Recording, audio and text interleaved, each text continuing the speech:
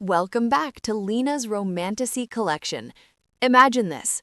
It's Monday morning, you are running late for the biggest interview of your life, and you accidentally spill a scalding hot latte all over a giant, grumpy stranger. Disaster, right? But what if that stranger turns out to be the city's ruthless alpha king? And now your boss says the only way to keep your job is to go to his mansion and make him happy. That is exactly what happens to our sassy heroine, Olivia, in today's story. If you love enemies to lovers, secret billionaires, and possessive alphas who fall harder than they should, go ahead and smash that like button right now. It helps the channel so much. Now, grab your coffee and hold it tight, and let's dive into I Insulted the Alpha King by Mistake. Chapter 1. The Caffeine Catastrophe. The morning air in downtown Chicago bit at Olivia's exposed skin, but she didn't feel the cold. She felt only the burning, manic energy of pure ambition. She checked her watch for the third time in 30 seconds, 7:52 a.m. 8 minutes, Olivia muttered to herself, her heels striking the pavement with military precision. 8 minutes to get to Titan Trust, 8 minutes to prep the portfolio, and then I'd destroy Preston. Today wasn't just a Tuesday. Today was the day the regional director was choosing the new senior VP of wealth management. It was down to two candidates, Olivia, who had sacrificed her sleep, social life, and sanity for this bank, and Preston Hayes. Preston, her ex, the man who, 5 years ago, had sat her down over a rational dinner of grilled salmon and told her that her ambition was unbecoming of a wife. He had left her to date a yoga instructor with no career aspirations, and Olivia had vowed then and there to buy the building he worked in one day. She tightened her grip on her extra-hot oat milk latte, her lifeline, and rounded the corner toward the Titan Trust skyscraper. She was visualizing her victory speech when she hit the wall. It wasn't a brick wall. It was warm, solid, and wearing a faded charcoal gray hoodie. Splosh. The collision was absolute. Physics took the wheel, and the lid of her cup popped off. 16 ounces of sticky, scalding brown liquid exploded outward. It didn't hit the ground. It hit the chest of the giant man she had walked into, soaking into the fabric of his hoodie instantly. "Oh, for the love of—" Olivia gasped, stumbling back. Horror washed over her, not for the stranger, but for herself. The splashback had hit her pristine white silk blouse. Brown speckles now dotted the fabric like a disease. The stress of the last 5 years bubbled up in her throat, hot and irrational. She looked up at the obstacle. He was huge, easily 6'4", with broad shoulders that blocked out the morning sun. He stood there, unmoving, steam rising from his chest. "Do you have a radar for chaos, or do you just stand in the middle of the sidewalk for fun?" Olivia snapped, frantically digging into her designer purse for a tissue. The man slowly lowered the hood of his sweatshirt. Messy, dark hair fell over his forehead, framing eyes that were a startling, stormy gray. He didn't look angry. He looked stunned. He blinked slowly, looking from his soaked chest to her. "You ran into me," he said. His voice was a deep baritone, a rumble that seemed to vibrate in the pavement beneath her feet. "I was walking at a city pace," Olivia argued, her voice pitching up. She began dabbing aggressively in her blouse, ignoring him. "Look at this. This is Italian silk. I have the most important meeting of my career in 6 minutes, and now I look like a barista's apron." She cast a disparaging look at him. Ripped jeans, mud-caked boots, a hoodie that had seen better decades. A judgment formed in her stressed-out brain. He has nowhere to be. He doesn't understand the value of time. "I'm sure a little coffee won't ruin your day," I huffed, tossing the empty cup into a nearby bin. "You're probably just heading to the park to, I don't know, feed pigeons, watch clouds." The man took a step toward her. The air around him suddenly felt heavy, charged with static. Olivia's breath hitched. He smelled like rain, pine needles, and something dark and spicy, like burnt sugar and danger. "Is that what you think? That I have nowhere to be?" "I think you should watch where you're standing," Olivia deflected, checking her watch again. 7:56 a.m. Panic flared. "I have to go. Unlike some people, I have a job that requires me to look presentable." She spun on her heel and sprinted toward the revolving doors of Titan Trust, leaving the giant man dripping coffee on the sidewalk, watching her flee. Chapter 2. The Wolf Wakes. Ralph Cade stood perfectly still on the sidewalk, ignoring the pedestrians who gave him a wide berth. The scalding coffee soaking into his skin felt irrelevant. The only thing his brain could register was the scent fading into the crowd. Vanilla, jasmine, and adrenaline. Mate, a voice growled in the back of his mind. It wasn't a human thought. It was the wolf, the beast inside him, the alpha spirit of the Obsidian Shadow Pack. Had been dormant for nearly a decade. Ralph had buried it under layers of grief and business deals, living a solitary life in his fortress in the woods. He came into the city only when necessary and always incognito. He hated the city, he hated the noise, but he didn't hate her. His wolf clawed at the mental bars of his consciousness, pacing, snarling, demanding. Chase her, catch her, keep her. Ralph took a deep breath, inhaling the lingering scent of her perfume. She was rude, she was high-strung, she was judgmental, and she was the most magnificent thing he had seen in a century. "She thinks I feed pigeons," Ralph murmured to himself, a dry amusement curling his lips. He looked up at the towering glass monolith she had disappeared into.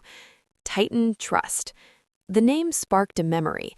Years ago, when his father passed and the inheritance transferred, Ralph had parked a significant portion of his liquid assets in a high-yield holding account at Titan Trust. He hadn't touched it since.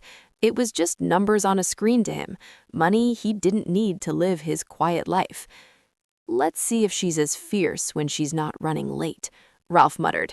He walked toward the bank. His boots, heavy and muddy from his morning run in the forest reserve, left faint prints on the polished marble of the entryway. The bank lobby was a temple to capitalism, cold air, hushed voices, and the smell of sanitizer. Ralph walked up to the main counter. The teller was a young man with too much hair gel and a name tag that read Greg. Greg didn't even look up from his phone. He was texting under the counter. Ralph cleared his throat. Greg looked up. His eyes scanned Ralph's coffee-stained hoodie, the ripped jeans, the stubble. His lip curled in an immediate, practiced sneer. "Service entrance is around the back, pal. We don't give handouts here. Shelter is 2 blocks east." Ralph's eyes darkened. The wolf rumbled a warning in his chest. Disrespect. "I'm not here for a handout," Ralph said, his voice calm but laced with a terrifying authority. "I'm here to access my account." Greg let out a short, sharp laugh. "Yeah? You got a savings account with $5 in it? Look, security's tight today because the regional director is here. Move along before I call the guard and have you dragged out." Ralph leaned his hands on the marble counter. The stone groaned slightly under the pressure of his grip, a hairline fracture appearing beneath his palm that Greg didn't notice. Ralph's gaze drifted past the teller, through the glass walls of the offices behind the counter. There she was, Olivia. She was standing in a glass-walled office, frantically scrubbing at her blouse with a Tide-to-go pen, while a heavy-set man was yelling at her. She looked miserable. She looked trapped. "I said beat it," Greg snapped, reaching for the silent alarm button. Ralph's patience evaporated. Chapter 3. The Black Card. The atmosphere in the lobby shifted instantly. It wasn't just Ralph's mood, it was his aura. The predator in him leaked out, dropping the temperature in the room by 10 degrees. "You want to see my identification?" Ralph asked softly. "I want you to leave," Greg spat. Ralph reached into the back pocket of his jeans. He didn't pull out a wallet. He pulled out a single, thin rectangle of metal. It was solid, matte black titanium. There were no numbers on the front, just a small embedded gold chip and a signature etched in silver. R. Cade. He slammed it onto the counter. Clang! The sound rang through the silent lobby like a gunshot. It was the sound of heavy metal hitting stone. It was the sound of absolute power. Mr. Giles, the branch manager who had been yelling at Olivia in the glass office, stopped mid-sentence. His head whipped around. He squinted through the glass, saw the black glint on the counter, and the blood drained from his face so fast he looked like a corpse. "Oh, God," Giles whispered. He shoved past Olivia, nearly knocking her into a filing cabinet. "Move, Olivia, move!" Olivia, confused and shaken, turned around. She watched her boss sprint across the lobby floor, his belly jiggling, sweat already breaking out on his forehead. "Sir, sir!" Mr. Giles panted, skidding to a halt in front of the counter. He shoved Greg the teller aside so hard the boy hit the wall. "I am so terribly sorry. Greg is new. He's an idiot. He's fired." Greg's jaw dropped. "Mr. Giles, it's just a bum." "Shut up," Giles screamed, his voice cracking. He looked at Ralph with terror in his eyes. "Mr. Cade, we haven't seen you in years. We're honored, truly. Please come to the VIP suite. Champagne? Scotch? We can discuss your portfolio." Ralph didn't look at the sweating manager. He picked up the black card, twirling it between his fingers. "I don't drink with people who employ incompetence," Ralph said coldly. "I came to withdraw my funds." Giles grabbed the counter for support. "Withdraw?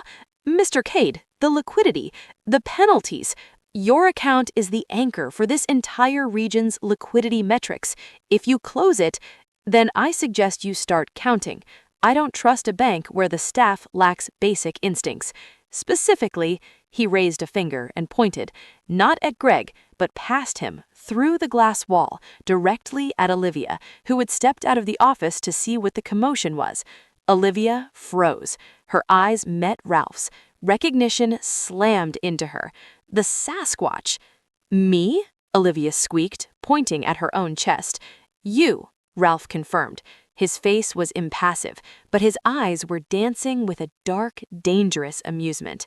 "You bumped into me outside. You insulted my clothing. You assumed I was unemployed. And your teller here treats clients like garbage based on their hoodies. It seems to be a systemic culture issue at Titan Trust. I knew." "Close the account," Ralph ordered, turning back to Giles.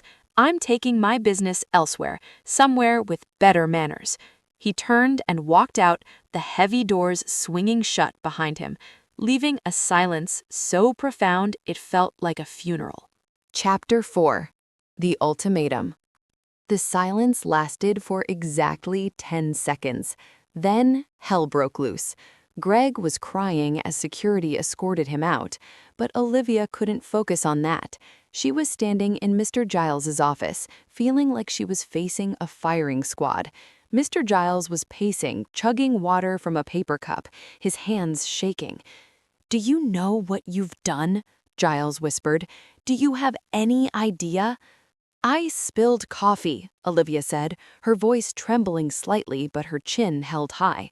"I didn't know he was a client. He looked, well, look at him. He looked like a lumberjack who lost a fight with a bear." "That lumberjack," Giles roared, slamming the empty cup onto his desk, "is Ralph Cade. Cade Industries. He owns the Northern Territory. He owns half the shipping lanes on the lake. His account has been sitting here, accumulating interest for a decade. The balance is astronomical. If he pulls that money, Titan Trust's liquidity drops below the federal requirement. The feds will audit us. The branch will close." He leaned over the desk, his face purple. "And Preston Hayes will get that promotion by default because you won't even have a job."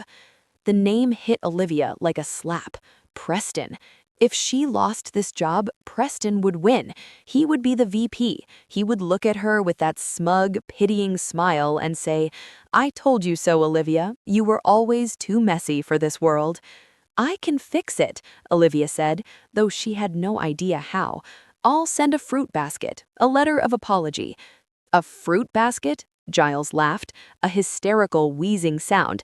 "He doesn't want fruit, Olivia. He wants respect. He singled you out. He remembered you." Giles opened a drawer and pulled out a thick, leather-bound file. He slid it across the mahogany desk. This is the file for the Cade estate. It's out in the Blackwood Reserve. You are going to get in your car. You are going to drive there. You are going to apologize. Go to his house? Olivia asked, stepping back. Sir, that's against protocol. Client meetings happen in the office. Protocol is dead, Giles shouted. He threatened to close the account today. You have until Monday morning to get him to sign a retention agreement.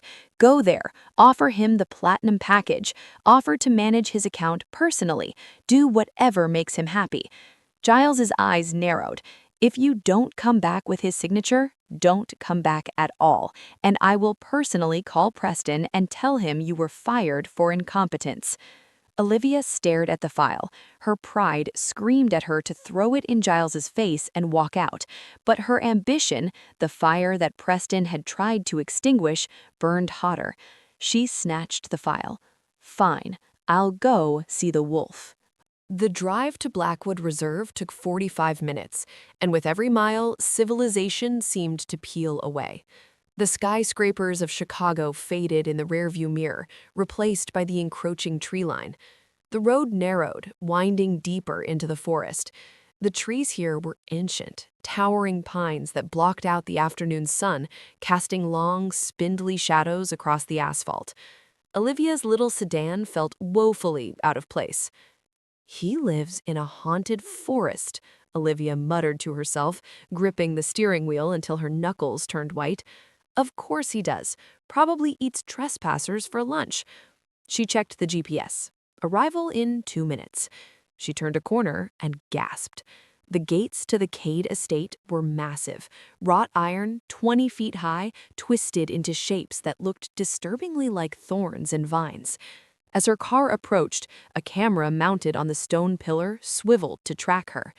She rolled down her window to the intercom. Olivia from Titan Trust, here to see Mr. Cade. She expected a voice, a demand for ID. Instead, there was a heavy mechanical clunk, and the gates swung open silently. The driveway was a mile long, paved with black stone. When the house finally came into view, Olivia had to admit, grudgingly, that Ralph Cade had taste. It wasn't a house, it was a modern fortress of glass, steel, and dark timber, cantilevered over a rushing river. It looked like it had grown out of the cliffside. It was beautiful, imposing, and utterly isolated. Olivia parked her car next to a black SUV that looked like it was armored. She checked her reflection in the rearview mirror. The coffee stain on her blouse had dried into a stiff, ugly map of her morning failure. She had tried to cover it with a scarf, but she still felt messy. Show no fear, she whispered. He's just a client with a lot of zeros in his bank account. She stepped out. The air here was different, crisp, smelling of damp earth and cedar. It was quiet, too quiet. She walked to the massive front door, made of a single slab of dark oak. She raised her hand to knock. Before her knuckles touched the wood, the door swung open. Ralph Cade stood there. He had changed. The hoodie was gone. He was wearing a black button-down shirt, the sleeves rolled up to reveal forearms that were thick with corded muscle and dusted with dark hair. He wasn't smiling. He was leaning against the doorframe, watching her with those intense gray eyes that seemed to strip away her defenses layer by layer. He looked bigger without the bulky sweatshirt. Dangerous.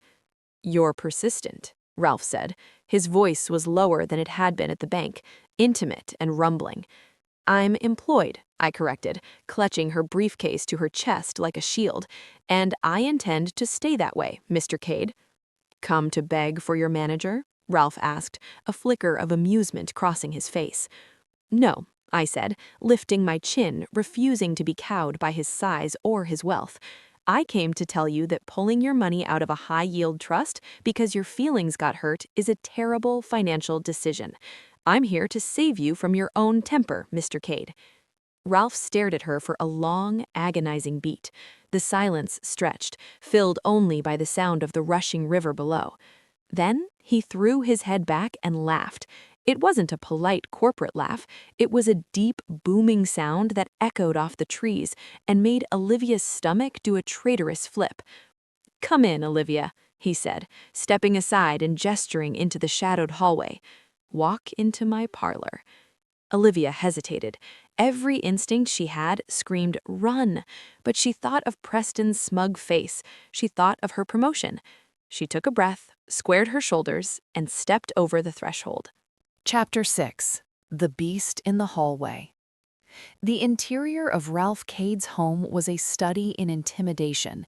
If the exterior was a fortress, the interior was a cathedral to masculine solitude. Olivia stepped onto floors made of dark, polished slate that clicked sharply under her heels. The foyer was cavernous, illuminated by a chandelier made of raw antlers and Edison bulbs. The air smelled of expensive scotch, old leather, and that same woodsy, spicy scent that clung to Ralph himself. "Do you live here alone?" Olivia asked, her voice echoing slightly. She tried to sound unimpressed, but her eyes were wide, taking in the grand staircase that seemed to float upward without supports. "Or do you have a staff of minions hiding in the shadows?" "I value my privacy," Ralph murmured, closing the heavy oak door behind her. The sound of the latch clicking shut was final, cutting off the outside world completely. "I have a housekeeper who comes on Tuesdays. Otherwise, it's just me." "And the heating bill, I assume," Olivia quipped, shivering slightly. The house was kept at a temperature that favored those with fur, though she didn't know that yet. Suddenly, a low, rumbling growl vibrated through the floorboards. Olivia froze. The sound was deep, primal. It didn't sound like a dog. It sounded like a tectonic plate shifting. From the shadows of the living room, a creature emerged. It was massive, a wolf-dog hybrid easily weighing 150 pounds, with jet-black fur and piercing yellow eyes. It stalked toward them, head lowered, teeth bared in a silent snarl. "Oh my God," Olivia whispered, clutching her briefcase to her chest. Is that a bear?" "That's Bane," Ralph said calmly. He didn't move to restrain the beast. He just watched, his hands in his pockets. "Bane? You named your pet after a comic book villain?" Olivia hissed, backing up until her back hit the door. "Call him off. He looks like he's deciding which of my limbs to eat first." Bane approached her, sniffing the air loudly. He stopped inches from her terrified legs. He inhaled deeply, taking in the scent of her fear, her perfume, and the lingering coffee stain. Then the growl cut off abruptly. The massive beast let out a soft woof, sat down on his haunches, and nudged Olivia's hand with a wet, cold nose. Ralph's eyebrows shot up. "He likes you." "He likes the taste of fear," Olivia corrected, though her heart rate was beginning to slow. She tentatively reached out and patted the massive head. The fur was thick and coarse. Bane leaned into her touch, closing his eyes. Ralph's voice dropped an octave. He was watching the interaction with an intensity that made Olivia's skin prickle. "He usually tears the mailman's tires apart." "Maybe he just appreciates a woman in a suit," Olivia said, regaining a shred of her composure. She straightened her blazer. "Now, Mr. Cade, as charming as your livestock is, can we discuss your portfolio? I have a retention agreement here that needs your signature." Ralph stared at her, then at the dog who was now traitorously wagging its tail. A slow smirk spread across his face, a look of predatory satisfaction. "Not here," Ralph said, turning toward a hallway. "My study. We have a lot to discuss, Olivia, and a standard retention agreement isn't going to cut it." Chapter 7. The Counteroffer. Rolf's study was the heart of the house. Walls lined with books that looked actually read, a massive fireplace where a real log fire crackled, and a desk made of a single slab of mahogany that looked heavy enough to crush a car. Rolf didn't sit behind the desk. He sat on the edge of it, crossing his long legs, forcing Olivia to stand in the middle of the room like a student in the principal's office. "Here is the situation," Olivia began, pulling the papers from her briefcase with practiced efficiency. "Titan Trust acknowledges the error in service this morning. To compensate, we are offering you a zero-fee structure for the next fiscal year, an upgrade to the Platinum tier, and a personal apology from Mr. Giles." She extended the pen. Just sign here and we can pretend I never spilled coffee on you." Ralph didn't take the pen. He looked at the paper as if it were a boring napkin. "I don't care about fees, Olivia," Ralph said softly. "I have more money than I could spend in 10 lifetimes. Do you think saving 0.5% on transaction costs matters to me?" "It should," Olivia argued. "It's efficient." "I don't want efficiency. I want competence," Ralph countered. He stood up and walked around the desk, closing the distance between them. "Mr. Giles is a sweating sycophant. The teller was a bigot. Why should I trust my legacy with them?" "Because I am handling it now," Olivia said, looking him dead in the eye. "And I don't make mistakes. Usually." "You made a mistake this morning," Ralph pointed out, gesturing to her stained blouse. "That was a coffee malfunction, not a fiscal error," Olivia snapped. "Look, Mr. Cade, I need this account. I am up for a promotion that I have worked 5 years for. If you walk, I lose, and I don't like losing." Ralph stopped pacing. He stood in front of her, close enough that she could feel the heat radiating off him. He looked down at her, studying the determination in her hazel eyes. "You're ambitious," he noted. It wasn't an insult. It sounded like approval. "I'm driven," Olivia corrected. "Fine," Ralph said abruptly. "I won't close the account." Olivia let out a breath she didn't know she was holding. "Thank you. If you just sign—" "But," Ralph interrupted, holding up a hand, "I'm not signing your standard agreement. I have terms." "Terms?" Olivia narrowed her eyes. "What terms?" "I want a personal asset manager, someone who understands my unique needs. I want you to audit my entire estate, my holdings, my real estate, my charitable trusts, all of it." "I can do that from the office," Olivia said. "No," Ralph shook his head. "My files are hard copy only. I don't trust the cloud. You will come here every evening from 6 p.m. to 8 p.m. for 30 days. "Every evening?" Olivia gaped. "Mr. Cade, I work a 12-hour day. You want me to drive out to the wilderness after work?" "If you want the account, yes," Ralph said, crossing his arms. His biceps strained against the fabric of his shirt. "If you refuse, I call Giles right now and transfer my billions to Switzerland." He leaned in, his voice dropping to a velvety whisper. "Do you want the promotion, Olivia, or do you want to sleep?" Olivia gritted her teeth. She thought of Preston Hayes sitting in the corner office. She thought of Giles's threat. "Fine," she spat. 30 days, but I charge overtime." Rolf smiled, and it was a dazzling, dangerous thing. "I can afford you." Chapter 8. Steak Tartare and Spreadsheets. The first session began the following evening. Olivia arrived at 6 p.m. sharp, armed with her laptop, a stack of ledgers, and a protein bar because she hadn't had time for dinner. She was escorted into the dining room by Bane, the giant wolf dog, who greeted her with a happy whine that she nervously ignored. Ralph was already at the massive dining table. The surface was covered in blueprints and old leather-bound journals. But what caught Olivia's eye was his dinner. He was eating a steak, but steak was a generous term. It was a slab of red meat seared for maybe 10 seconds on each side, practically blue. Juice, blood, pooled on the white porcelain plate. He was cutting it with a serrated knife, eating with a voracious, almost savage hunger. Olivia's stomach turned slightly. "Good evening," Ralph said, swallowing a large bite without seemingly chewing it enough. He dabbed his mouth with a linen napkin. "You're punctual." "Time is money," Olivia said, sitting at the opposite end of the long table, creating as much distance as possible between herself and the carnage on his plate. She opened her laptop. "I've started the preliminary audit of your real estate holdings in the downtown sector. You have 3 warehouses that are currently empty. Why?" "Storage," Ralph said, vaguely, taking a sip of dark red wine.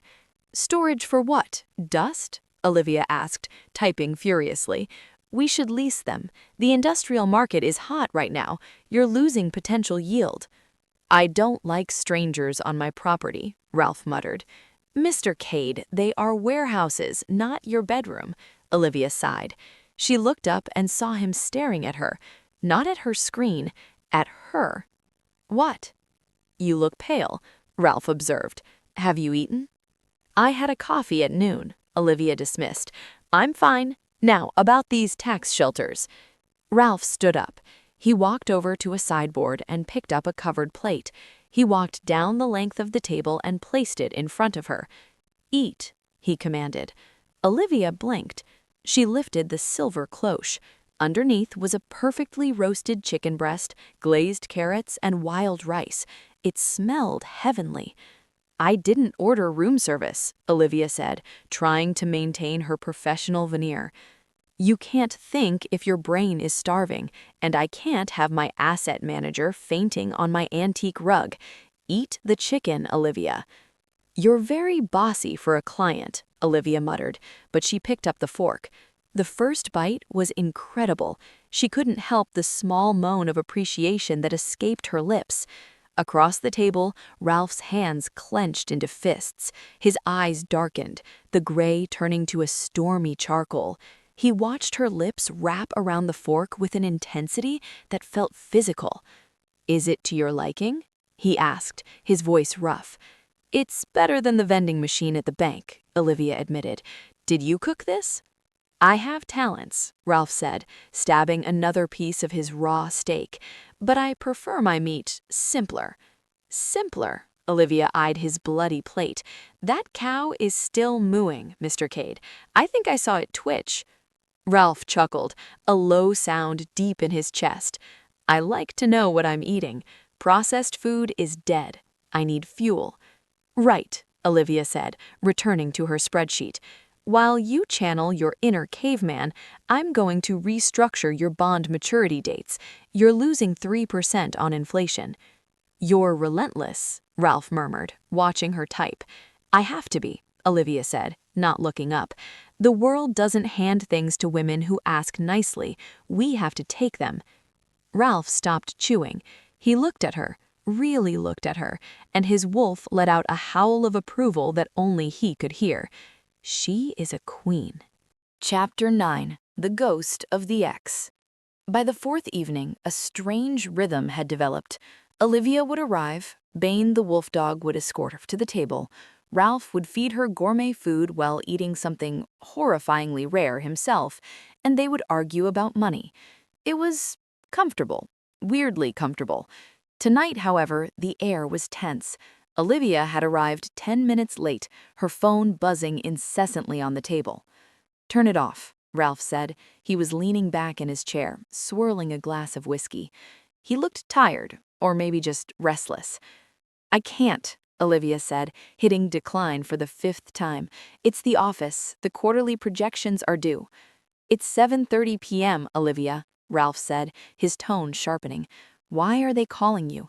Where is this Preston Hayes I keep seeing on the email chains? Olivia froze. Her finger hovered over the phone screen. Preston is the other candidate for the promotion, Olivia said tightly. He's probably calling to gloat about a client acquisition. He's your competition, Ralph stated. He's my ex, Olivia corrected. The words slipped out before she could stop them.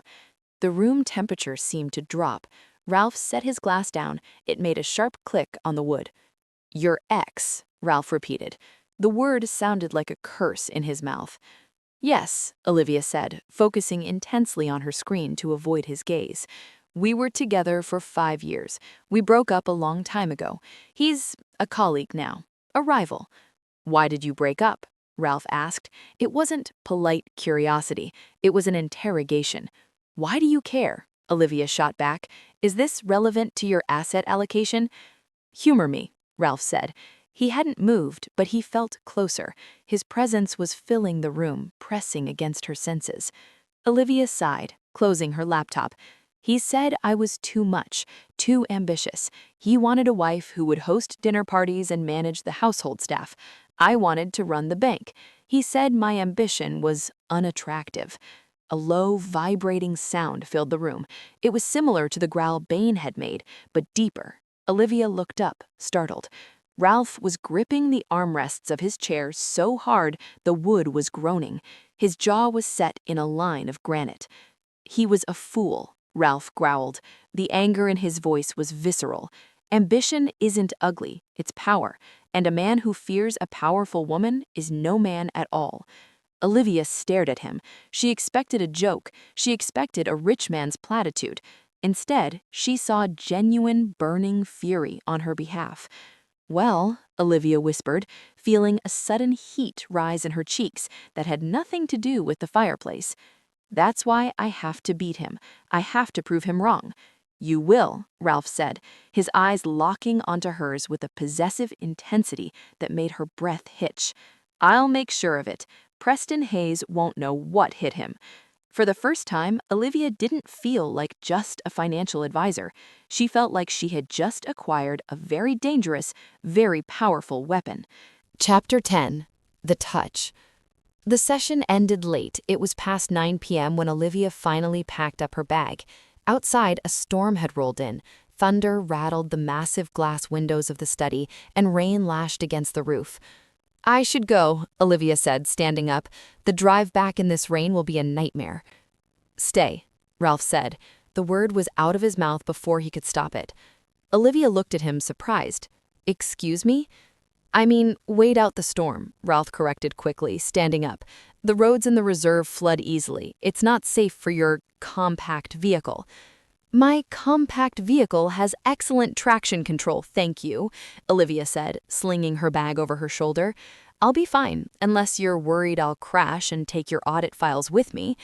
She walked toward the heavy oak front door. Ralph followed, moving with that eerie, silent grace for a man of his size.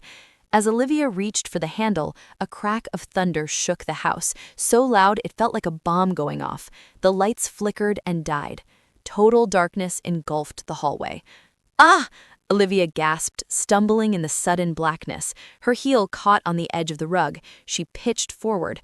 She expected to hit the hard slate floor. Instead, she hit a wall of heat and muscle. Ralph had caught her. His hands, large, warm, and incredibly strong, gripped her waist, steadying her effortlessly. In the dark, her other senses went into overdrive. She could feel the hardness of his chest against her shoulder. She could smell that intoxicating scent of rain and burnt sugar, now amplified. She could feel the heat radiating off him like a furnace. "We've got you," Ralph whispered. His voice was right by her ear. For a moment, neither of them moved. Olivia's hands were resting on his forearms, and she could feel the steel-like tension in his muscles. He wasn't just holding her, he was surrounding her. Her heart hammered against her ribs. This wasn't professional. This wasn't a client interaction. This was something else. "The generator will kick in," Ralph murmured. He didn't let go. If anything, his grip tightened slightly, his thumbs brushing against the fabric of her blazer. "Ralph," Olivia breathed. It was the first time she had used his first name. The sound of his name on her lips seemed to break his restraint. He lowered his head, his nose brushing against her hair, inhaling deeply. "Mine," the wolf roared. "Take her, claim her, now." Ralph fought the urge with every ounce of his will. He couldn't scare her. Not yet. The lights buzzed back on, blindingly bright. Olivia jumped back as if burned, breaking the contact. She smoothed her hair, her face flushed pink. Ralph stood there, his hands still raised slightly, looking like a man who had just had a feast snatched away from him. I should definitely go," Olivia stammered, grabbing the door handle. "See you tomorrow, Mr. Cade." "Drive safe, Olivia," Ralph said, his voice rough and strained. She bolted out into the rain. Ralph watched her taillights fade into the storm. He leaned his forehead against the cool glass of the door and let out a long, frustrated groan. "This is going to be a long month," he muttered. Behind him, Bane whined in sympathy. Chapter 11. The Shark in the Tank. Friday morning at Titan Trust was a blood sport. The tension on the wealth management floor was so thick you could choke on it. Rumors had circulated that Olivia was handling the mystery whale account, and Preston Hayes was not handling it well. Olivia sat at her desk, burying her face in a spreadsheet, trying to ignore the whispers. She was exhausted. Between her 12-hour shifts at the bank and her evening audits at Ralph's Fortress, she was running on fumes and caffeine. "So, is it true?" Olivia stiffened. She didn't need to look up to recognize the voice. It was smooth, condescending, and smelled faintly of expensive cologne and betrayal.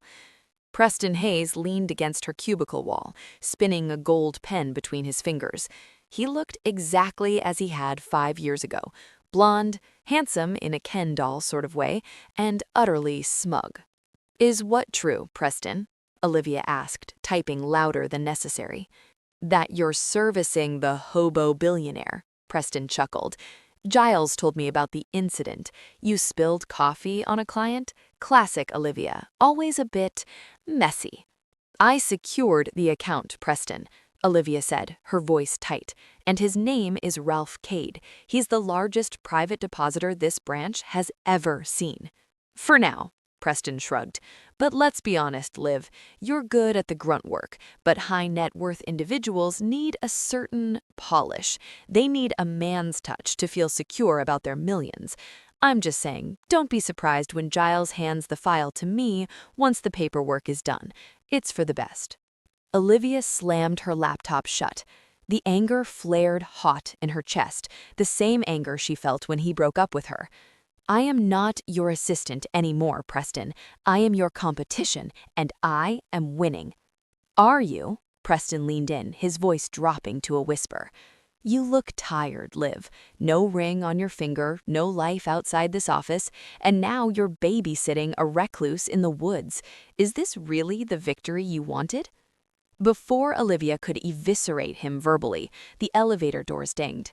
"Delivery for Ms. Cross," a courier announced. He wasn't carrying a box, he was pushing a cart. On it was a vase of flowers the size of a small tree, exotic lilies, black orchids, and velvety red roses. It was ostentatious.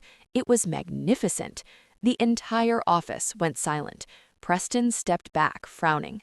"Sign here," the courier said. Olivia signed, bewildered. She pulled the card from the heavy arrangement. The handwriting was jagged, aggressive, and unmistakable. "The numbers were efficient last night. You forgot your umbrella. I don't want my asset manager getting sick. RC." Under the note, there was a PS. "Tell the blonde man standing next to you that if he bothers you again, I'll buy the bank and fire him." Olivia gasped. She looked around. How did he know? She looked at Preston, whose face had gone pale as he read the card over her shoulder. "RC?" Preston stammered. "Cade sent you flowers?" "He values my messy approach," Olivia smirked, placing the card prominently on her desk. "Now, if you'll excuse me, Preston, I have a billionaire to manage." Chapter 12. The Invitation. That evening, the atmosphere at the Cade estate was different. The storm had passed, leaving the forest washed clean and smelling of pine. When Olivia arrived, Ralph wasn't at the dining table. He was in the living room, standing in front of the floor-to-ceiling windows, staring out at the river. He was holding a piece of heavy cardstock. "You sent flowers," Olivia said, dropping her bag on the sofa, "to my office.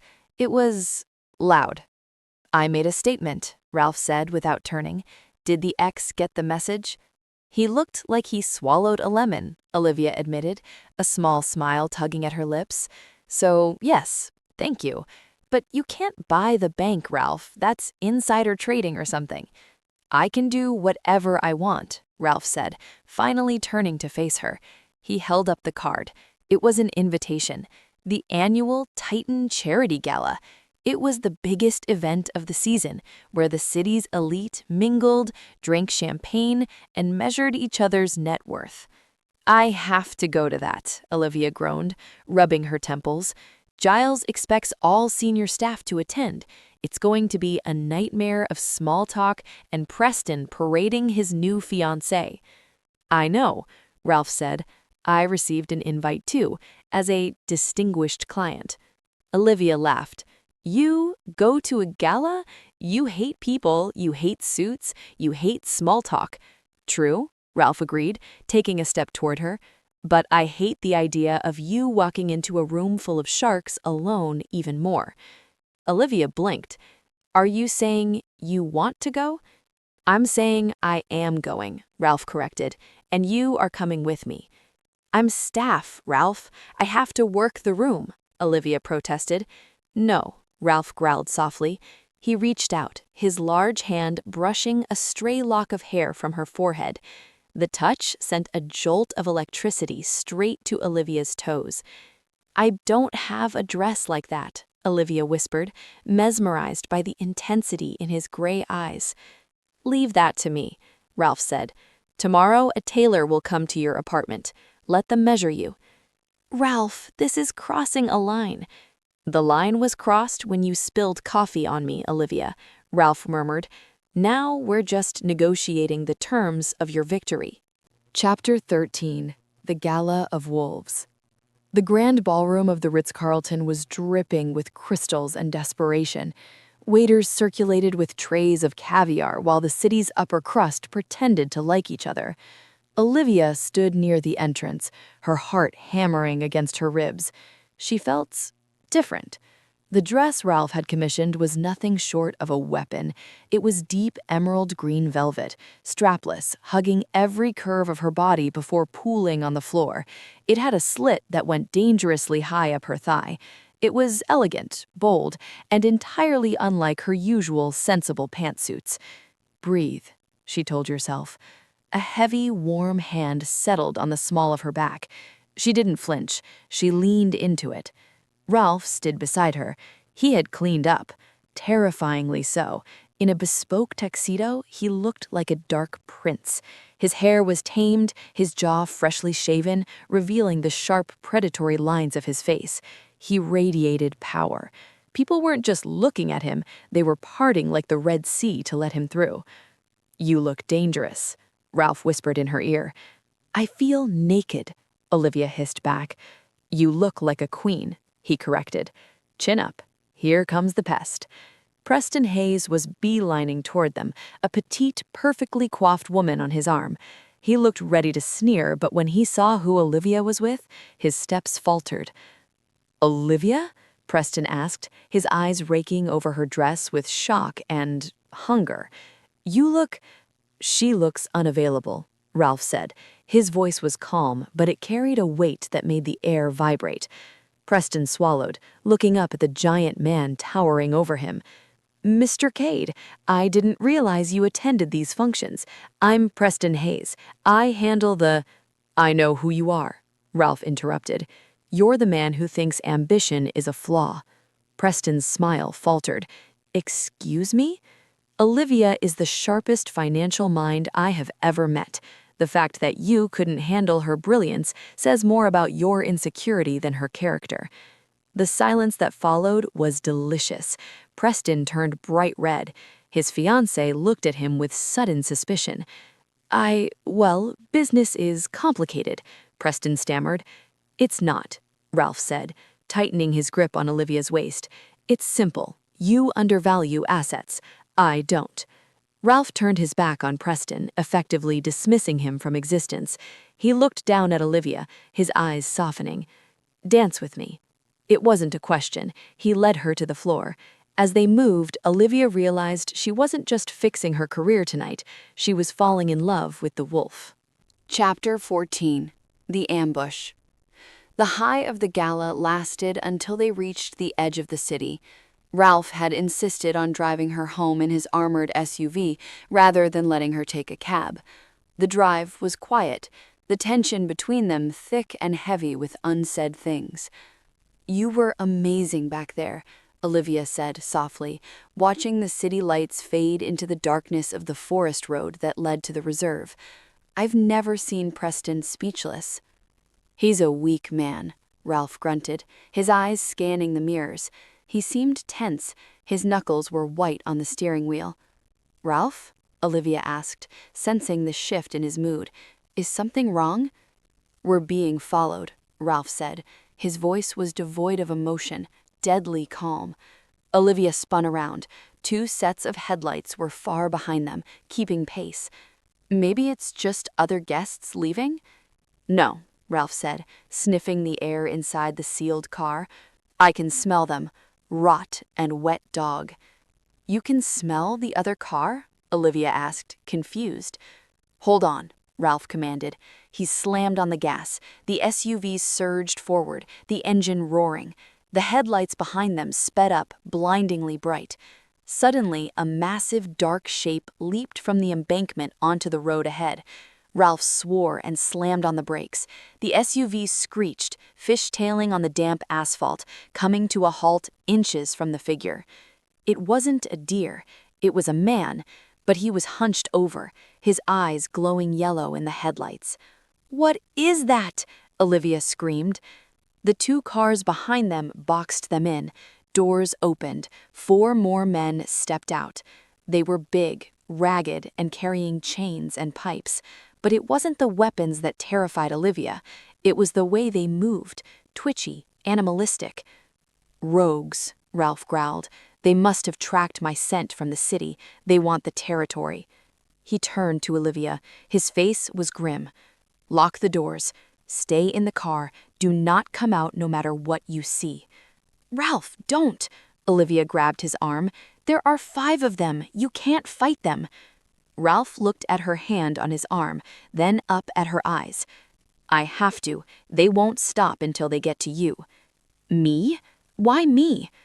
"Because you smell like me," Ralph said enigmatically. He opened the door and stepped out into the night. Chapter 15. The Beast Unleashed. Olivia scrambled to the driver's side window, pressing her hands against the glass. Her heart was beating so fast she felt dizzy. Ralph stood in the middle of the road, illuminated by the high beams. He looked calm. He began to unbutton his tuxedo jacket, tossing it onto the wet pavement. Then he unbuttoned his shirt cuffs. The 5 men circled him. One of them, a brute with a scar across his face, laughed. "The king comes out to play. Where's your pack, Vane? Did you leave them at home?" "I don't need a pack to deal with trash," Ralph said. His voice was strange, distorted, deeper than humanly possible. The scarred man roared and lunged, swinging a heavy iron chain. Olivia screamed. Ralph moved faster than her eyes could track. He caught the chain mid-swing, yanked the man forward, and threw him 20 feet into the woods like a rag doll. The other 4 attacked at once. Ralph fought with brutal efficiency, breaking bones and dodging blows. But they were unnatural too. One of them tackled Ralph from behind, sinking his teeth, human teeth, into Ralph's shoulder. Blood sprayed. "No!" Olivia cried, her hand fumbling for the door handle. She couldn't just watch him die. Ralph roared in pain and fury. He threw the attacker off, but he was outnumbered. 2 more grabbed his arms. They were going to overwhelm him. Ralph looked back at the car. He saw Olivia reaching for the handle. "Protect her," the wolf screamed. "Protect mate." He couldn't fight them as a man, not fast enough. He had to change. He had to show her the monster. Ralph fell to his knees. A sickening sound of cracking bones echoed through the clearing. Olivia froze, her hand on the latch. Ralph's body began to contort, his spine elongated, snapping audibly. His skin rippled, dark fur bursting through the expensive dress shirt. His jaw extended, teeth lengthening into razor-sharp daggers. In seconds, the man was gone. In his place stood a massive black wolf, the size of a horse, with muscles like steel cables and eyes of burning gray fire. The rogue wolves, still in human form, stepped back in terror. "Alpha," one whispered. The black wolf roared, a sound that shook the trees and vibrated in Olivia's very bones. He didn't just bite, he decimated. He tore through the attackers with terrifying speed, a blur of shadow and teeth.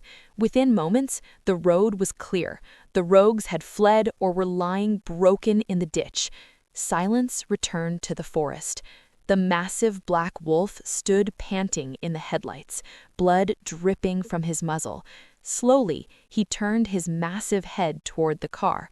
He looked directly at Olivia. Olivia stared back, her breath caught in her throat.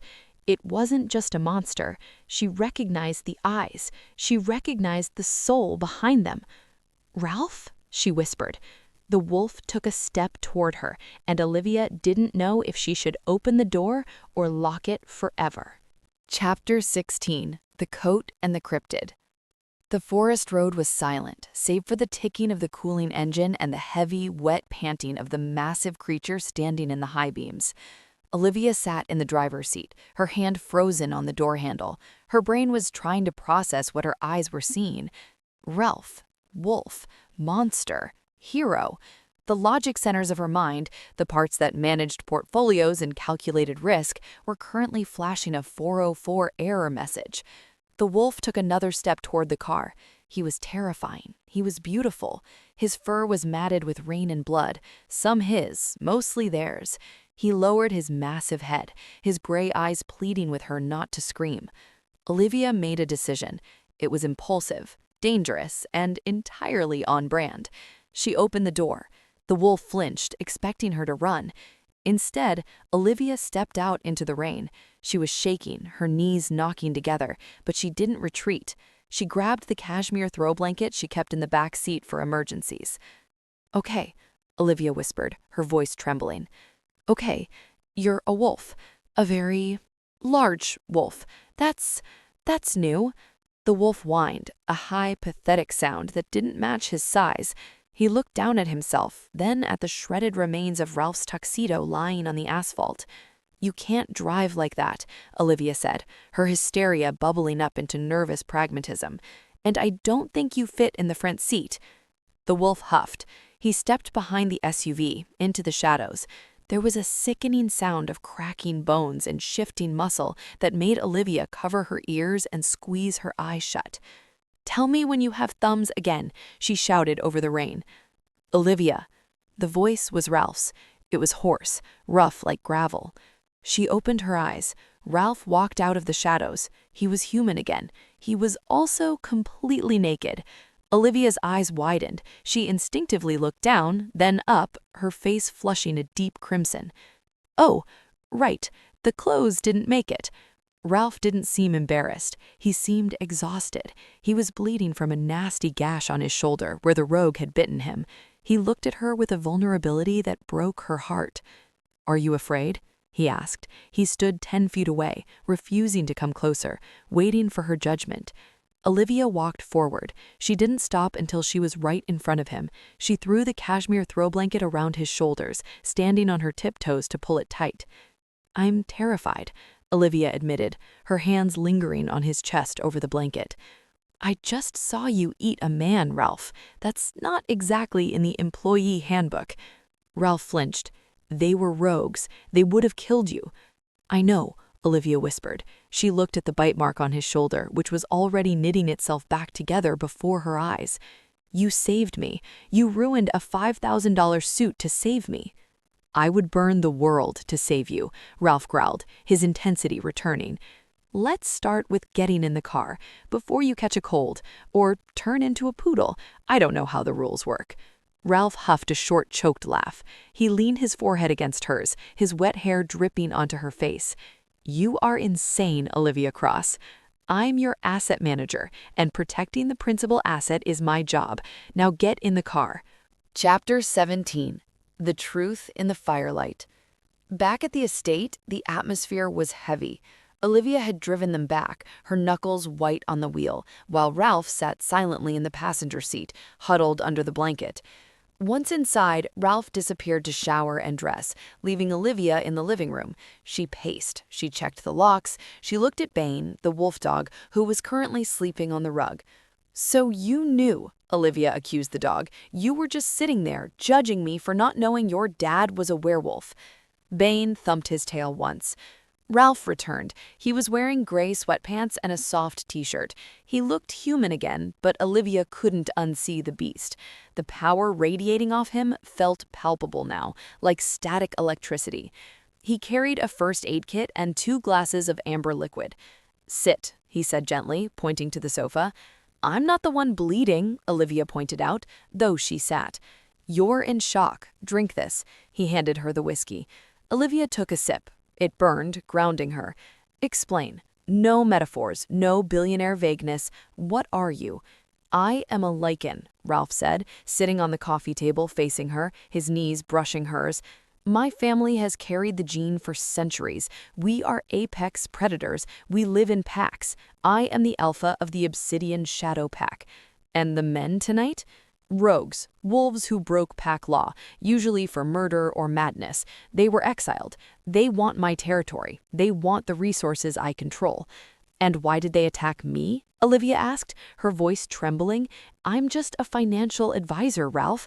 I manage your bonds. I don't know your pack politics. Ralph went quiet. He looked at his hands.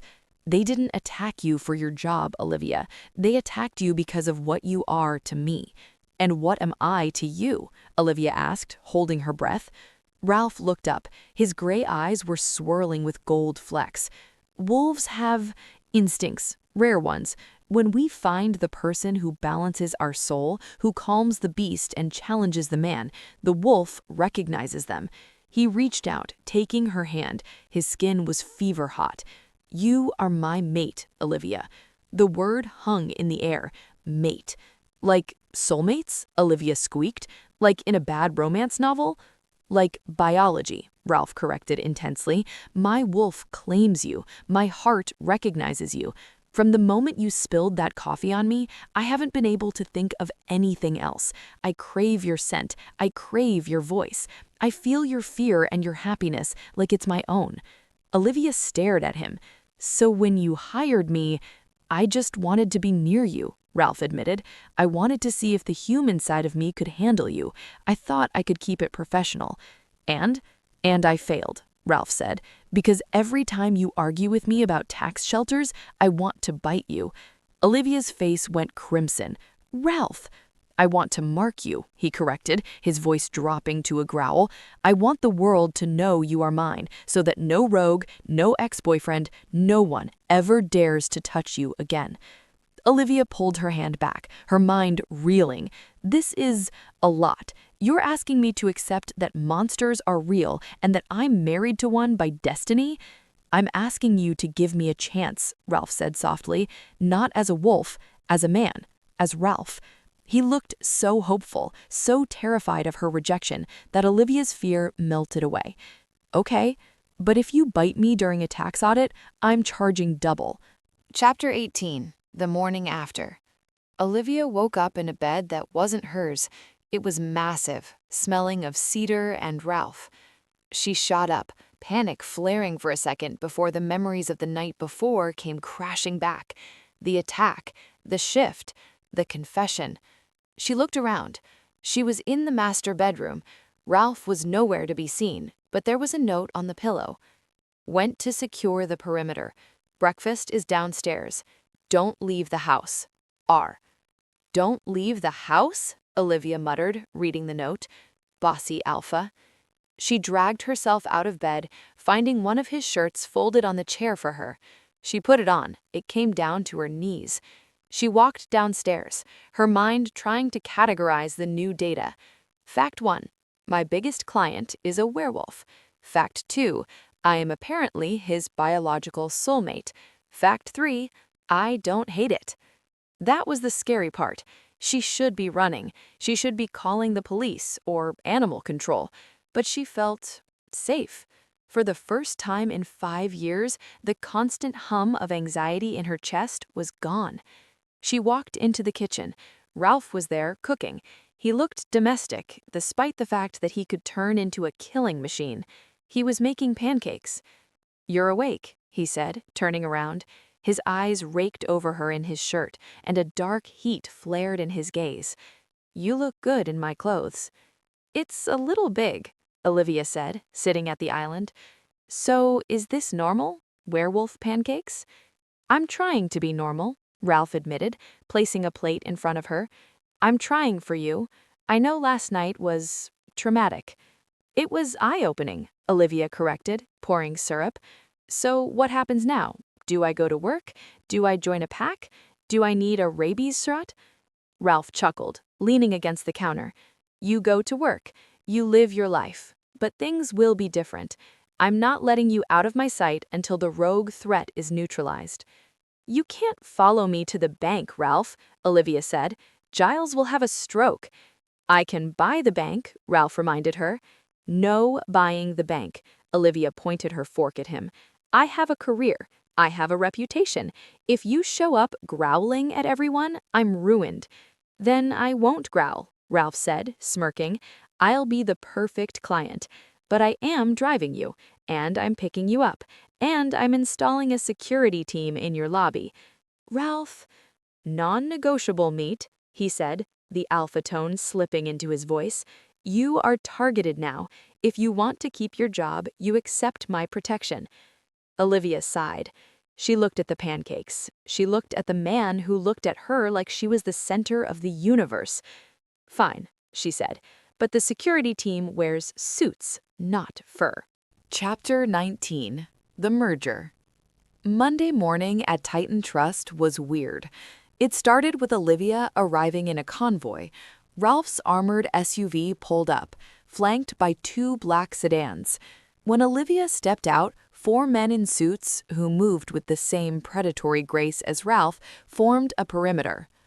"This is embarrassing," Olivia hissed as Ralph walked her to the door. "This is necessary," Ralph said. He was wearing a suit today, looking every inch the billionaire mogul. He walked her right up to the security desk. "Mr. Cade," the guard stammered. "My security team will be stationed at the north and south exits," Ralph informed the guard, not asking for permission. "No one sees Miss Cross without an appointment. No deliveries unless scanned. Is that clear?" "Yes, sir." They took the elevator up. When the doors opened on the wealth management floor, the silence was instant. Everyone stared. Ralph Cade, the elusive king of Chicago, was personally escorting Olivia to her desk. Preston Hayes was standing near the water cooler. He dropped his cup. "Good morning," Ralph said to the room at large, his voice booming. He turned to Olivia, took her hand, and kissed her knuckles. "I'll pick you up at 6. Don't work too hard." He left, leaving a vacuum of power in his wake. "What was that?" Preston asked, walking over to Olivia's desk. He looked pale. "That was client relations," Olivia said, turning on her computer. She felt a thrill of satisfaction. "He looks different," Preston muttered. "Bigger, scarier." "He's just protective of his assets," Olivia said, burying her face in a file to hide her smile. But as the day went on, Olivia realized Ralph wasn't joking. Every time she went to the break room, one of the security guards was casually drinking water nearby. When she went to the bathroom, a woman in a suit was checking her makeup in the mirror. She wasn't just being guarded, she was being hunted. Around 2 p.m., she got a text from Ralph. "Your heart rate is elevated. Who is upsetting you?" Olivia typed back, "You are. Stop monitoring my vitals. Are you tracking my watch?" Ralph, "I track everything that is mine." Olivia groaned, but she couldn't deny the warmth spreading in her chest. It was suffocating, yes, but after years of fighting alone, having an army at her back felt nice. Chapter 20. The Scent of Betrayal. By Wednesday, the routine was set. Ralph drove her. Guards watched her. Ralph picked her up. They spent the evenings at his estate, where he taught her about the pack, who were slowly being introduced to her as associates, and she taught him about diversification. But the threat hadn't vanished. It was lurking. On Thursday afternoon, Olivia was in the copy room when Preston cornered her. "We need to talk," Preston said, closing the door. "Preston, leave it open," Olivia warned, knowing her detail was just down the hall. "It's about Cade," Preston whispered. He looked unhinged. His eyes were bloodshot. "I did some digging, Liv. There are rumors about his family, about the land out in Blackwood." "What rumors?" Olivia asked, stepping back. "Cult stuff," Preston said manically. "People disappearing, weird animal attacks. I'm worried about you, Liv. You're in deep with this guy. He's dangerous." "He's safe," Olivia said defensively. "You're just jealous because he chose me." "No." Preston grabbed her arm. "Listen to me. I met some guys, investors. They want to buy Cade out. They said if we help them get his files, they'll make us partners. We could run the city, Liv. You and me, like the old days. Olivia pulled her arm away. A smell hit her. It wasn't Preston's usual cologne. It was a smell she recognized from the night on the road. Rot and wet dog. It was faint, clinging to his jacket. Preston, Olivia asked slowly, her blood running cold, who are these investors? Just guys, Preston said, sweating. They're from out of town. Very intense. They really want to meet you. Olivia realized with horror that Preston hadn't just been jealous. He had been compromised. He had been talking to the rogues. I have to go, Olivia said, pushing past him. Liv, wait. I gave them your schedule, Preston shouted after her. They just want to talk.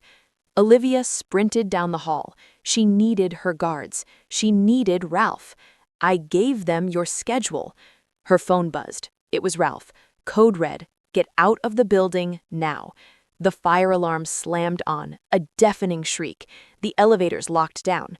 Olivia was on the 40th floor, and she knew with terrifying certainty that the firemen coming up the stairs weren't there to put out a fire. Chapter 21. The Stairwell's Siege. The fire alarm shrieked, a rhythmic, ear-splitting pulse that made thinking impossible. Olivia didn't run for the elevators. She knew they were death traps. She bolted for the emergency stairwell, her heels clicking rapidly on the linoleum. Around her, coworkers were confused, grabbing purses and chatting nervously, unaware that monsters were coming up the stairs. Move! Everyone move! Olivia screamed, shoving past a confused intern. She reached the heavy steel door of the stairwell just as it burst open. It wasn't a fireman. It was a man in heavy turnout gear, but he wasn't wearing a helmet. His face was twisted in a snarl, his eyes glowing a sickly, radioactive yellow. The smell of rot and wet dog slammed into Olivia like a physical blow. Found you, the rogue hissed. He lunged. Olivia didn't scream. She reacted. She swung her heavy laptop bag with both hands, using the momentum of her sprint. The metal edge of the laptop connected with the rogue's temple with a sickening crack. He stumbled back, more surprised than hurt. Miss Cross, get back! One of Ralph's security guards, a woman named Lina, appeared from nowhere. She threw herself at the rogue, moving with a speed that blurred the air. She didn't fight like a human. She slammed the rogue against the concrete wall, her fingers clawing at his throat. Run, Olivia, up, go to the roof, Lina shouted, her voice distorting into a growl. Olivia didn't argue. She turned and scrambled up the stairs, lungs burning. Below her, the sounds of a brutal brawl echoed, snarls, the tearing of fabric, and the wet thud of bodies hitting concrete. She reached the 41st landing just as the door above her opened. 2 more men in fake firefighter gear stepped out, blocking her path. They held axes. Nowhere to go, little mate, one sneered, licking his lips. Olivia backed away, gripping the railing. She was trapped. Below her, a fight. Above her, executioners. My boyfriend is going to kill you, Olivia panted, trying to channel Ralph's confidence. Your boyfriend is stuck in traffic, the rogue laughed. He took a step down. Crash. The window in the stairwell, the reinforced safety glass that looked out over the city, shattered inward. A massive dark shape swung in on a cable, smashing through the glass in a shower of diamonds. Ralph. He hadn't taken the elevator. He hadn't taken the stairs. He had come from the roof of the adjacent building. He landed on the stairwell landing between Olivia and the rogues. He was in his suit, but he looked like a demon. His eyes were burning gray fire. His teeth were bared, and he was roaring. Chapter 22. The King's Rage. The sound of Ralph's roar in the confined concrete stairwell was deafening. It wasn't a human shout, it was a physical force that rattled Olivia's teeth. The 2 rogues froze. The arrogance vanished from their faces, replaced by primal terror. Alpha, one whispered. You touched her, Ralph growled. His voice was a low rumble of tectonic plates shifting. You breathed the same air as her. He didn't wait for an apology. He moved. Ralph grabbed the first rogue by the throat and the belt, lifting the 200-pound man as if he were a doll, and slammed him into the concrete wall so hard the plaster cracked. The rogue slumped, unconscious instantly. The second rogue swung the axe. Ralph caught the handle mid-swing. With a snap of his wrist, he broke the wood. He backhanded the rogue, a blow that sent the man tumbling down the flight of stairs, unconscious before he hit the bottom. It took 3 seconds. Ralph turned to Olivia. His chest was heaving. His eyes were wild, searching her for injuries. "Olivia," he breathed, "did they hurt you?" I hit one with my laptop," Olivia stammered, the adrenaline crash hitting her hard. Her knees gave way. Ralph caught her before she hit the ground. He pulled her into his chest, wrapping his arms around her so tightly she could barely breathe. But she didn't mind. She buried her face in his neck, inhaling the scent of rain, burnt sugar, and safety. "I'm sorry," Ralph whispered into her hair. "I'm so sorry I wasn't here sooner." "You came through a window," Olivia mumbled against his shirt. "That's pretty fast." "We have to go," Ralph said, pulling back slightly. "The building isn't secure. There are more of them." He scooped her up into his arms, bridal style. "Ralph, I can walk." "Not today," he growled. He kicked the door to the 41st floor open. It was the executive suite level. It was chaos, people screaming, smoke from a smoke bomb filling the air. And there, standing by the elevators, clutching a briefcase, was Preston Hayes. He was trying to sneak onto the emergency freight elevator. Ralph stopped. The temperature in the room dropped 10 degrees. "Preston," Olivia said, pointing a shaking finger. "He set me up. He gave them my schedule." Ralph looked at Preston. The look wasn't angry. It was an execution sentence. Chapter 23. The Price of Treason. Preston saw them. He saw Olivia in Ralph's arms. He saw the unconscious rogue lying in the hallway behind them. I didn't know," Preston squealed, backing into the elevator. "They just said they wanted to talk. They said they were investors." Ralph walked toward him, carrying Olivia as if she weighed nothing. The crowd of terrified bankers parted for him. "You sold her," Ralph said calmly. "You sold my mate to wolves for a promise of a partnership." "Mate?" blinked Preston, confused.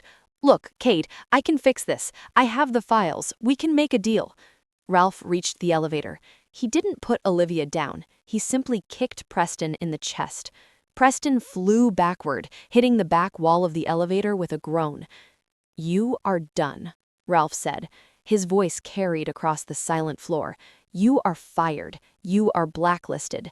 If you ever say Olivia's name again, if you ever look at a bank again, I will find you, and I won't be human when I do." He hit the button for the lobby.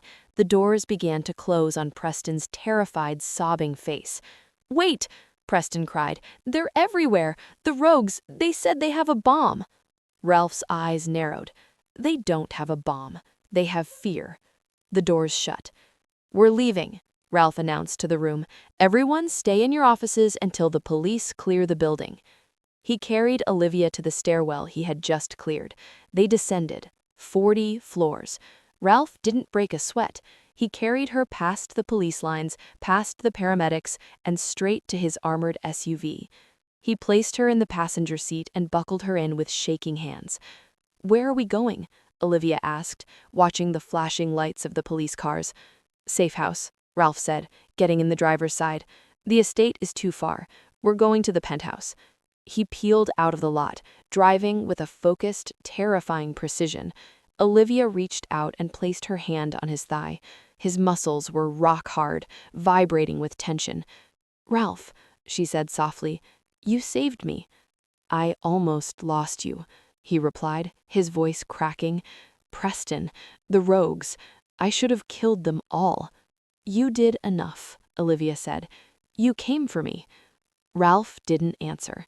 He just drove, his eyes fixed on the road, as if he were trying to outrun his own guilt. Chapter 24. The Penthouse Sanctuary. The penthouse was located atop the Obsidian Tower, the tallest building in the city, which Ralph naturally owned. The private elevator opened directly into a sprawling apartment that was all glass, steel, and dark leather. It was cold, impersonal, and fortified like a bunker. Ralph locked the elevator. He engaged the security system. Steel shutters descended over the massive windows, sealing them off from the city lights. Only then did he seem to breathe. He turned to Olivia. She was standing in the middle of the room, still clutching her broken laptop bag, covered in soot from the stairwell. "You need a shower," Ralph said. His voice was distant. "There are clothes in the master suite. I'll take the guest room. I need to make calls. I need to hunt down the rest of the pack." He turned to leave. He was pulling away. Olivia could feel it. He was retreating into the alpha role, the cold, tactical general, because the man was too scared to face her. "No," Olivia said. Ralph stopped. "Olivia, I have to—" "No," she repeated, dropping her bag. It hit the floor with a thud. "You don't get to run away to your war room. You don't get to leave me alone after what just happened." Ralph turned around slowly. "I am dangerous right now, Olivia. My wolf he is close to the surface. He smells your fear. He smells the other wolves on you. If I stay, I might lose control." "Good," Olivia said. She took a step toward him. "Lose control." Ralph's eyes widened. "What?" "I almost died today, Ralph," Olivia said, her voice shaking with emotion. "I watched you smash through a window. I watched you break men like twigs, and the whole time the only thing I was thinking was that I never told you." "Told me what?" Ralph asked hoarsely. "That I don't care about the wolf," Olivia whispered, closing the distance between them. "I don't care about the danger. I love you, Ralph. I love the man who eats raw steak and buys me flowers and saves me from bad meetings." Ralph let out a sound that was half groan, half growl. He crashed his lips onto hers. Chapter 25. The Mark. The kiss wasn't gentle. It was a collision. It was desperate, fueled by adrenaline, fear, and the primal need to prove that they were both still alive. Ralph tasted like scotch and fury. Olivia tasted like survival. He lifted her up, wrapping her legs around his waist, and carried her to the master bedroom. He didn't bother with the lights. The city glow bleeding through the cracks in the shutters was enough. He laid her on the massive bed, hovering over her like a shelter. "I need you," Ralph growled, burying his face in her neck. He inhaled deeply, scrubbing his scent over her, trying to erase the smell of the rogues. "I need to erase them. I need you to smell only like me." "Then do it," Olivia whispered, her hands tangling in his hair. "Claim me, Ralph." The words acted like a trigger. Ralph stripped off his jacket, his shirt, his buttons flying across the room. Olivia fumbled with her own clothes, desperate for the friction of skin on skin. When they were finally bare, the contrast was striking, his massive, scarred body looming over her soft, pale curves. But he treated her like she was made of glass. "Are you sure?" Ralph asked, his gray eyes burning with gold fire. "If I do this, if I complete the bond, there is no going back. You are mine, forever. Pack law, human law, it doesn't matter. I will never let you go." "I don't want to go back," Olivia said, pulling him down. "I want to move forward, with you." He kissed her again, deeper this time, a slow, intoxicating rhythm that made the world narrow down to just the two of them. His hands roamed her body, worshipping, possessive. As the passion built, Olivia felt a strange sensation, a pulling in her chest, a golden thread connecting her heart to his. It was the mate bond snapping into place. Ralph felt it too. He groaned, his control snapping. "Mine," he growled against her throat. He moved with a passionate intensity that left Olivia breathless. It was raw and primal, a dance as old as time. And right at the peak, when Olivia was crying out his name, Ralph lowered his head to the sensitive curve where her neck met her shoulder. "Olivia," he whispered against her skin. He bit down. It wasn't painful. It was electric, a sharp sting that instantly dissolved into a flood of warmth and euphoria. Olivia gasped, arching into him, feeling his soul merge with hers. She felt his fierce protectiveness, his overwhelming love, his absolute devotion. Ralph licked the mark he had made, sealing the bond. He collapsed against her, his forehead resting on hers, his breathing ragged. "You are my heart," Ralph whispered into the darkness. "You are my Luna." Olivia ran her fingers through his damp hair, feeling the steady beat of his heart against her own. She traced the new mark on her neck. "And you," she whispered back, "are my very expensive, very high-maintenance asset." Ralph chuckled, the sound vibrating through her chest. The danger outside was still real. The rogues were still out there. But in this room, in this bed, they were untouchable. Chapter 26. The Morning After the Mark. Waking up with a mate bond was like waking up with a second heartbeat. Olivia opened her eyes to sunlight streaming through the slats of the penthouse shutters. For a moment, she felt disoriented. Then, she felt him. It wasn't just a physical presence, it was a hum in the back of her mind, a steady, warm current of protect, love, mine. She rolled over. Ralph was already awake. He was propped up on one elbow, watching her sleep. The bite mark on her neck throbbed pleasantly, a permanent reminder of the night before. "Good morning, Luna," Ralph rumbled. His voice was deeper, rougher with sleep. "Morning, Wolf," Olivia whispered, stretching. She felt different, stronger. "Is it normal to feel like I just drank 6 espressos?" "The bond," Ralph explained, tracing the line of her jaw with his thumb. "My strength is yours now, and yours is mine." "So, I can lift a car?" "Let's start with lifting the covers," Ralph chuckled, but his smile didn't reach his eyes. The hum in Olivia's mind spiked with a sharp tang of worry. "You're stressed," Olivia observed. She sat up, pulling the sheet around her. "I can feel it. It tastes like aluminum foil." Ralph sighed, sitting up.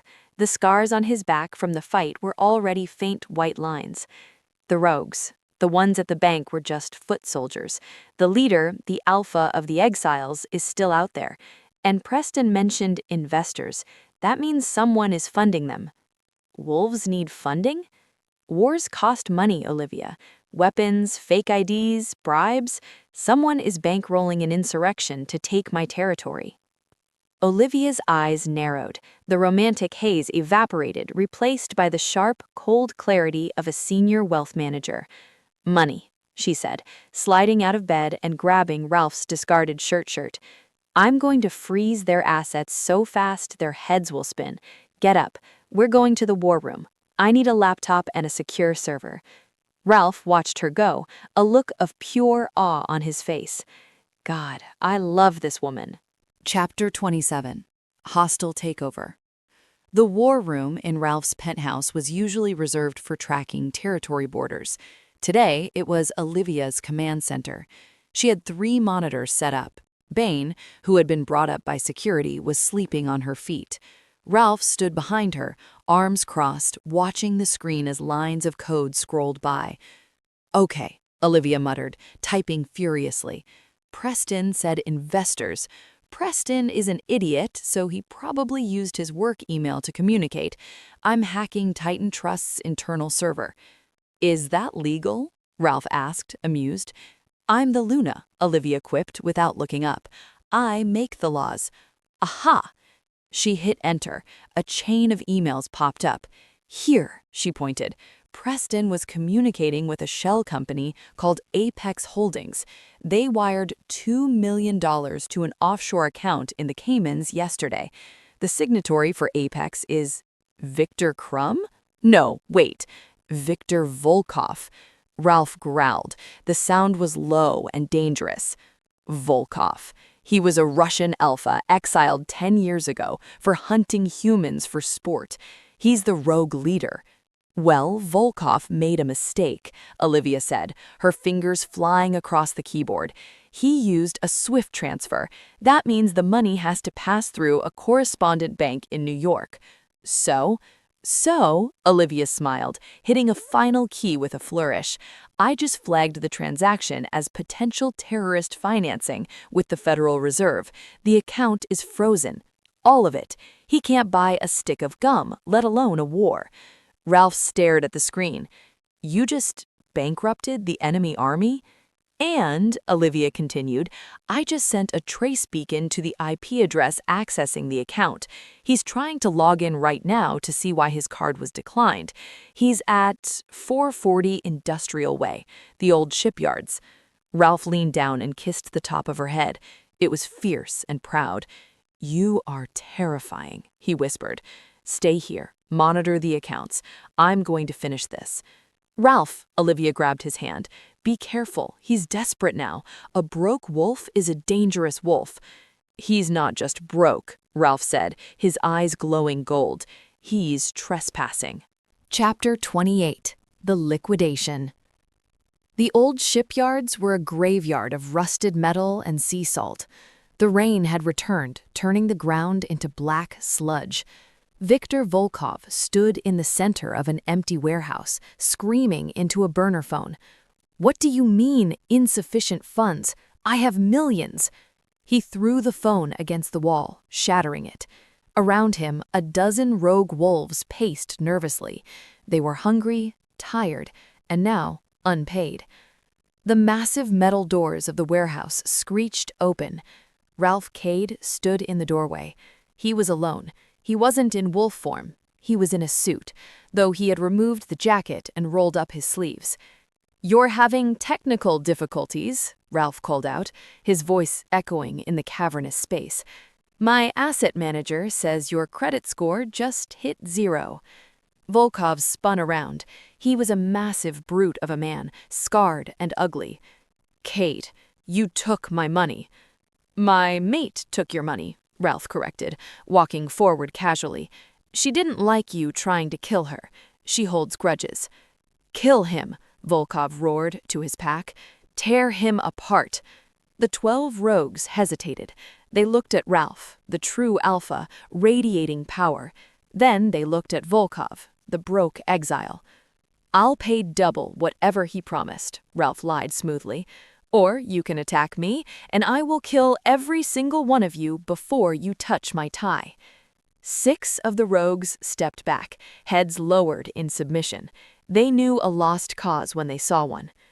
Volkov roared in fury, his body contorted, bones snapping as he shifted into a massive gray-furred beast. He lunged at Ralph. Ralph didn't shift. He waited until the last second.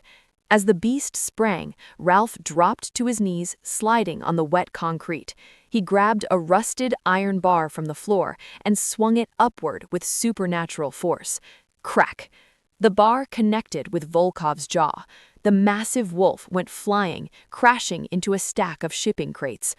Before Volkov could recover, Ralph was on him. He didn't use weapons this time. He used his hands. He grabbed the rogue alpha by the scruff of the neck and slammed his head into the concrete floor. Once, twice. Stay down, Ralph growled, his eyes burning gold. Volkov shifted back into human form, coughing blood, broken and defeated. Ralph stood up, straightening his tie. He looked at the remaining rogues. Leave my city, Ralph ordered. If I smell you again, there will be no mercy. They ran. Ralph pulled out his phone. He dialed Olivia. It's done, he said. Good, Olivia's voice came through, cool and steady. Because I just ordered pizza. Don't be late. Chapter 29. The Termination. The aftermath of the Rogue War was quiet. The cleanup was messy, but Ralph's lawyers and cleaners handled it. There was only one loose end left. 2 days later, Preston Hayes sat in his office at Titan Trust, frantically shredding documents. He knew the money hadn't gone through. He knew the rogues had failed. He was trying to book a flight to non-extradition country. The door to his office opened. Preston jumped. I'm busy. Olivia Cross walked in. She looked immaculate in a white power suit, her hair slicked back. She didn't look tired. She looked like a CEO. Behind her walked Ralph Cade, silent and menacing, acting as her silent muscle. "Going somewhere, Preston?" Olivia asked, leaning against the doorframe. "Liv?" Preston stammered, sweat pouring down his face. I can explain. They forced me. I had no choice." "You always have a choice," Olivia said calmly. She walked over to his desk and picked up the shredder bin. "You chose to bet against me. Bad investment." "What do you want? You want my job? Take it. I'm leaving." "You're not leaving," Olivia said. She dropped a file on his desk. "This is a subpoena and a civil lawsuit for corporate espionage and a restraining order. You can't prove anything." "I have the emails, Preston," Olivia smiled. "I have the wire transfers. I have everything. You're not going to jail for treason. That's too dramatic. You're going to jail for embezzlement and fraud, white-collar crime. It's so mundane." Preston looked at Ralph. "You're going to let her do this? You're the alpha. Kill me. It's more honorable." Ralph chuckled darkly. "Honorable? You? No. I defer to my mate in financial matters. She prefers to destroy your credit score rather than your bones." "You're finished, Preston," Olivia said, her voice cold. "You told me ambition was unladylike. Well, look at me now.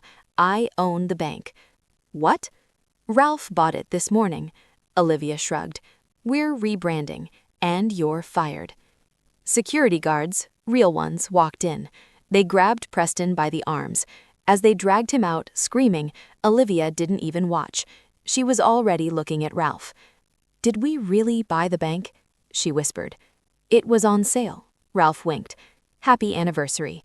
"It's been 3 weeks, Ralph." "Feels like a lifetime," he murmured, pulling her in for a kiss. Chapter 30. Epilogue. The Perfect Blend. 6 months later. The bell above the door of the Daily Grind coffee shop jingled. Olivia walked in, checking her watch. She wasn't running late today. She moved with the easy grace of a woman who owned her time. She wore a cashmere coat that hid the slight bump of her belly, though the pack already knew. The pups, twins, were already the talk of the estate. She ordered her latte, oat milk, extra hot, and waited by the counter. A large, warm hand settled on her lower back. "You're buying your own coffee?" Ralph's voice rumbled in her ear. "I have staff for that." "I like the normalcy," Olivia smiled, leaning back into him. "Besides, this is the scene of the crime." Ralph looked around the shop. "The crime of you assaulting me with hot liquid." "The crime of you falling in love with me," Olivia corrected. She turned to face him. Ralph looked younger than he had 6 months ago. The shadows were gone from his eyes. He looked happy. He looked like a king who had finally found his peace. "I didn't fall," Ralph whispered, tucking a strand of hair behind her ear. "I jumped, and I'd do it again, even if you spilled boiling tea next time." "Don't tempt me," Olivia laughed. The barista called out, "Latte for Olivia." She grabbed the cup. Ralph grabbed her hand. "Ready to go, Luna?" he asked. "The board meeting starts in 20 minutes. You have to terrorize the new interns."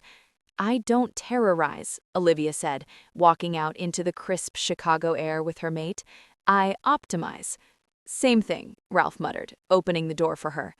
As they walked down the sidewalk, passers-by moved out of their way, not out of fear, but out of awe. They looked like a power couple. They looked untouchable. And they were. The Alpha King and his corporate queen, a merger made in heaven, sealed with a bite and a coffee stain. The end. And that is how you negotiate a merger. From coffee stains to a corporate empire, Ralph and Olivia are officially the ultimate power couple. Now, I have a question for you.